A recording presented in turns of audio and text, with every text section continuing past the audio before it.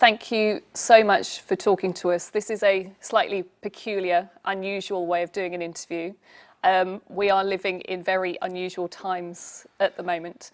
I wanted to start off by asking you, what have been your reflections of the impact that this pandemic has had on our country?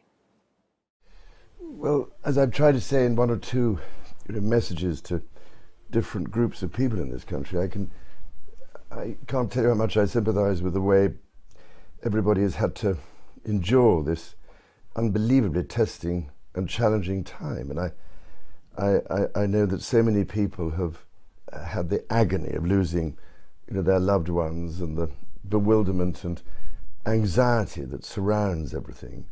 And so it is the most awful aspect of a pandemic like this, and yet we've seen at the same time people being quite remarkable and wonderful people in the National Health Service and all the other key workers who've kept everything going. And that is the remarkable thing about this. It always produces the best in everybody in so many ways, and that, I think, is something which is so special about the reaction. But at the same time, we have to make sure we try to do better in the future. It's been remarkable to see the community spirit that has really come out right across the country. But what do you think it has taught us about our priorities? What really matters in life at the moment? Yes, well, I think more and more people perhaps have begun to realise that all sorts of things we never really thought about, perhaps as much as we should have done, are absolutely crucial. For instance, as I've tried to say for, I don't know, nearly 40 years, that we have to put nature back at the centre of everything we do, and put it at the centre of our economy, which is, before this, nature's just been pushed to the peripheries. We've exploited and dug up and cut down everything as if there was no tomorrow, if it didn't matter. The problem is, of course, it does matter, as some people have been trying to say for a long time. The more we erode the natural world, the more we destroy what's called biodiversity, which is the immense diversity of life, plant life, tree life, everything else, marine life, the more we expose ourselves to this kind of danger. And we've had these other disasters, with SARS and Ebola and goodness knows what else. All of these things are related to the loss of biodiversity. They're called zoonotic diseases, where you end up with these diseases being transferred from animals to humans if you erode the natural world. So we have to find a way this time to put nature back at the centre, and that is the way in which, if we live in greater harmony, we can find a much more sensible form of economy. It's fascinating what you say there, because I know that we've spoken in the past about your concerns that if we don't act now, we are going to see more natural disasters. But you're also saying there that we could see more pandemics like this? Well, this is what so many of the scientists who understand these things have been trying to say for a long time. And I mean, it's one of the reasons I tried to get the point across that we should have been treating the planet as if it was a patient long ago. So no self-respecting doctor would ever have let the situation, if the planet is a patient, reach this stage before making an intervention. Hence, the precautionary principle, which seems to me absolutely essential. And also learning from all those indigenous people around the world who understand these issues only too well, and also understand that certain things are sacred, if you see what I mean. But we've removed all that sense totally from our scheme of things, and I think we're slightly paying the price as a result. How concerned are you that if we don't take radical action now, we could see another pandemic like this? Many people never expected to see anything like this in their lifetime. Yeah. Well, I mean, I am extremely concerned. It's, again, why, when I went to the World Economic Forum gathering in Davos in January, I was trying to outline a 10-point action plan for how to do all these things better now. And since then, since January, of course, the situation has got far, far worse.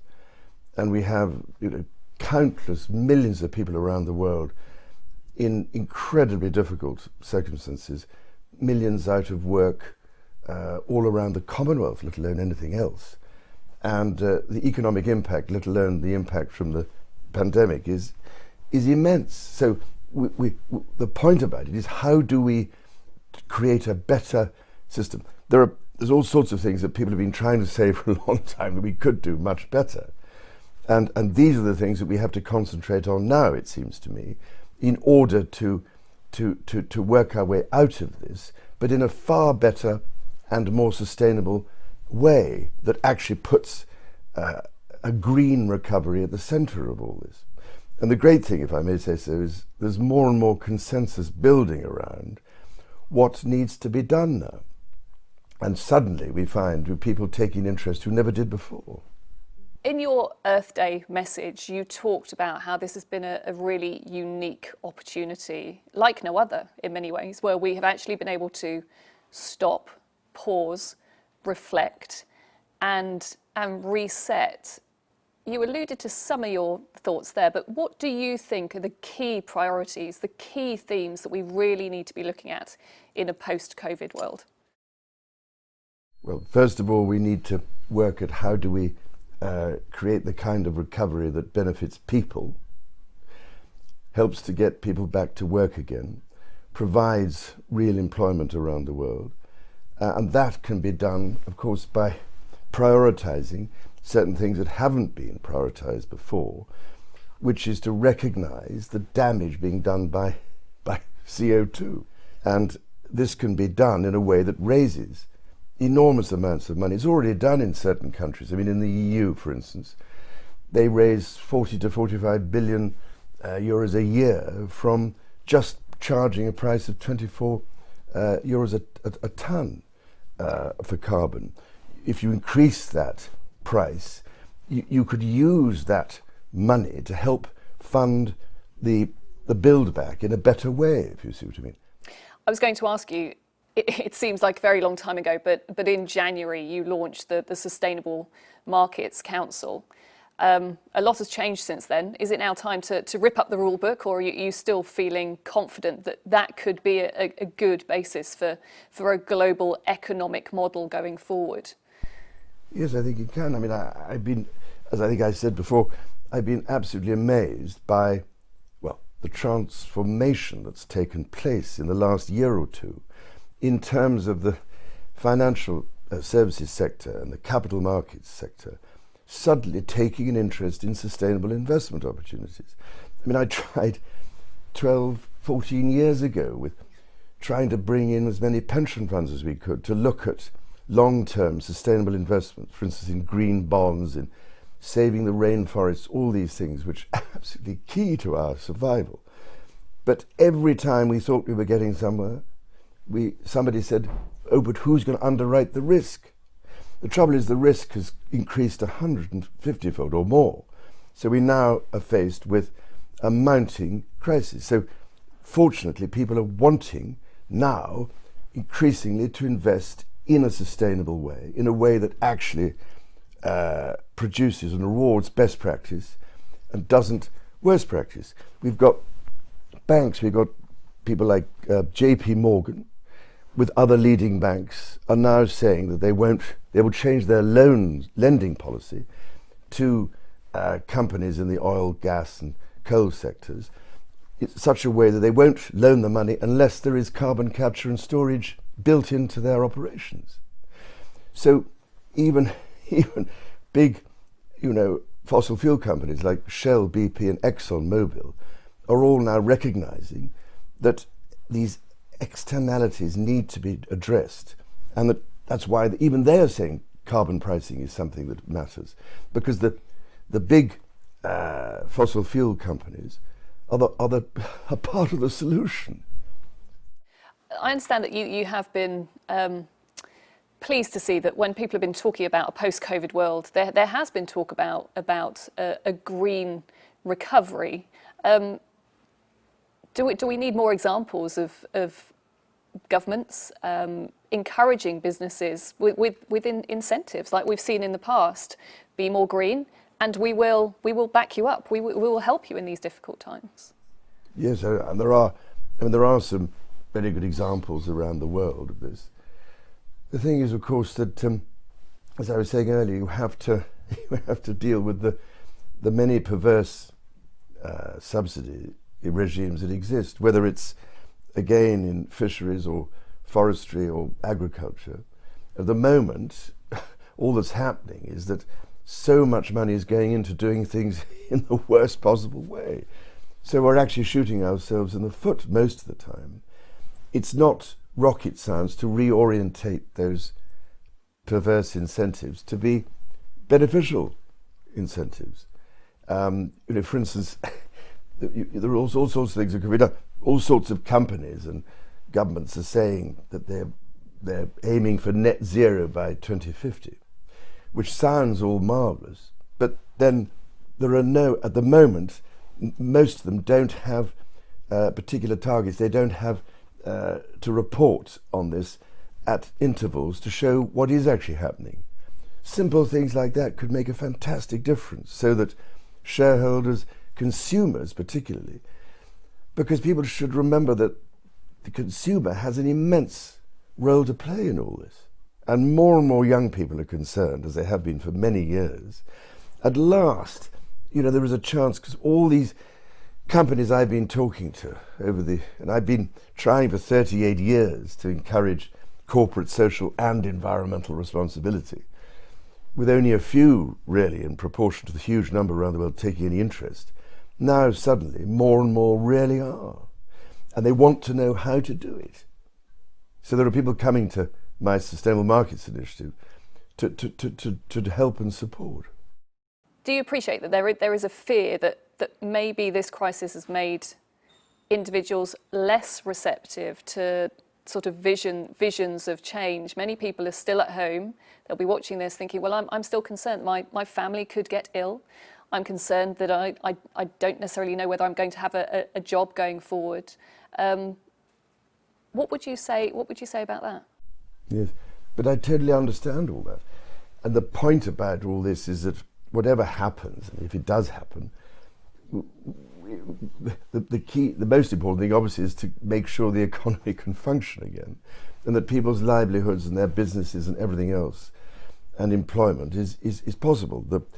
All these things are going to have to be incremental anyway, but the point is that in order to avoid even worse situations in the future and more disease, and we have to find a way to ensure that within the next 10 years, because otherwise we will lose this battle against accelerating climate change and global warming. Because if we go on like this, with temperatures rising inexorably, then the whole of life becomes increasingly impossible.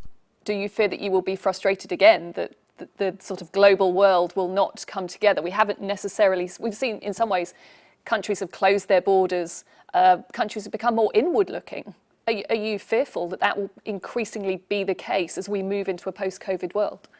Yes, there is always that risk and always that danger. But I'm encouraged by the apparent level anyway, of willingness on the part of many people to look at this differently. The problem, as you identify, is that we can't be certain that other countries will. But those that really want to do it properly will forge ahead anyway. And many will get left behind, it seems to me, in an increasing backwater economically and in other ways, without understanding the need to adopt this more integrated and holistic approach.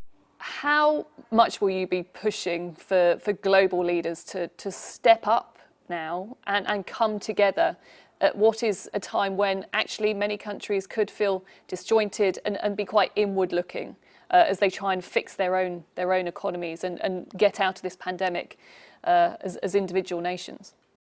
Well, I haven't exactly been wasting my time during this lockdown, if you know what I mean. So I've been, in connection with all sorts of people. I've had the opportunity to do a lot using this technology. I have been communicating with a lot of people around the world on these issues. I've been talking to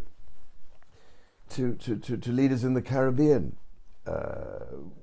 which is chiefly Commonwealth countries, and they are facing immense challenges. I mean, I was talking to the Prime Minister of St. Lucia recently because he wanted to talk about the horrors facing these countries and islands where the tourism sector is disintegrated completely. They're under the most appalling economic pressure. They've also got the risks and dangers of every year of hurricanes.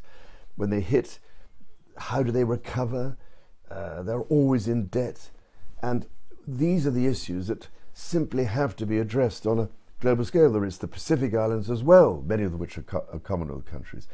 All these small island developing states are absolutely critical. So this is another reason why I was trying 5-6 years ago to help build a Commonwealth green finance facility, particularly to help these islands. These are all the sort of things that now, because we've got this catastrophe on our hands, suddenly, as so often happens, it's only catastrophes which concentrate the mind, which means that for once there might be some real impetus to tackle all these things which have been pushed to one side, because everybody said, oh, it's irrelevant. You know, for instance, you could never get the G20 to concentrate very much on agriculture, forestry or fisheries because it wasn't considered very sexy. But these are crucial things. You'd say there this globally has affected everybody, and it's affected everybody in very personal ways. For example, you had the virus yourself. How much did that motivate you to look at what can be done next and where we go forward? Yes, it makes me even more determined to push and shove and shout and prod, if you see what I mean, and whatever I can do behind the scenes sometimes. But yes, I mean, I suppose it did partly. I mean, I was lucky in my case, and got away with it quite lightly. But I've had it, and I can so understand what other people have gone through, and I feel particularly for those, for instance, who've lost their loved ones, but were unable to be with them at the time. That's, to me, the most ghastly thing. But in order to prevent this happening to so many more people, this is why I'm so determined to find a way how out of this, in order to bring the world and all of us back to the centre, back to understanding what we have to do in relationship to the natural world. I think what has struck me is that there's been, in some ways, a great sense of nostalgia, people wanting to go back to how things were. I think ringing in everyone's ears is that phrase, "We'll meet again," the Vera Lynn song, but also used so powerfully by Her Majesty the Queen in her message. Will life as we knew it ever return, and should it? Well, as I was saying, yes, I mean, a lot hinges, doesn't it, on finding an effective vaccine. And I mean, I know there are a lot of people working on this flat out. And some reports say they're very optimistic. Well, that would revolutionize things. But I think the point about all this is that, as I was saying, what we need is to try and rebuild people's hope. We don't have to stop doing everything. We can come back, but in a far better way that enables us to have something very much approaching normality. But for instance, there's a lot of work going on, to ensure that we could produce sustainable aviation fuel for the aviation sector, biofuel made from waste. There's huge potential in the second and even third generation biofuels, which could transform the situation. I visited the Whittle laboratory in Cambridge earlier this year to see what they're doing there on aero engines and the complete transformation of and design of aircraft wings, for instance, based on what's called biomimicry. So they looked at, can you believe this, at the fins of whales moving through the water and how they do it without reducing the friction and they've been looking at how do you design aircraft wings to mimic natural things like whales or whatever. And it is remarkable what can be done, but we have to bring the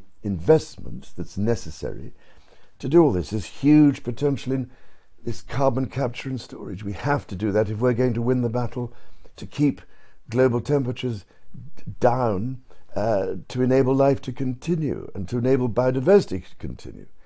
Because if we go on doing it, we create all these endless diseases and problems because we've destroyed the biodiversity. So there is real hope in doing it better and differently, as many people have been trying to say all these years. But it'll be a new way, but it enables life to come back again properly. So there is hope, but we're looking at a new type of normal, as people are just desperate to see their families, really, aren't they? It's a challenging time. Well, I mean, I haven't seen my father for a long time. He's going to be 99 next week, and so yes, all my grandchildren or anything. So I've been doing, well, the FaceTime is all very well. How has that been for you, being disconnected from your family, if you don't mind me asking? Well, I mean, it's terribly sad, let alone one's friends. But I mean, fortunately, you know, at least you can speak to them on telephones and occasionally do this sort of thing. But it isn't the same, is it? You really want to give people a hug every now and then. Yeah. Yes, I suspect you're not the only one who would love to be able to embrace their relatives, and hopefully that time is coming very soon. Well, I do hope so, because, well, I don't worry, I totally understand so many people's frustration, difficulties, grief and anguish, and I mean, I'm just trying to do my best to find and help encourage ways to enable people to go on doing that, but in a way that doesn't wreck everything at the same time around us. We can do it if we try. It's been absolutely fascinating talking to you. Thank you very much for taking time, and hopefully we will all meet up again in the ways that we usually do. So thank you very much, sir. I do hope so. Anyway, thank you. Thank you, Rhiannon. Thank you.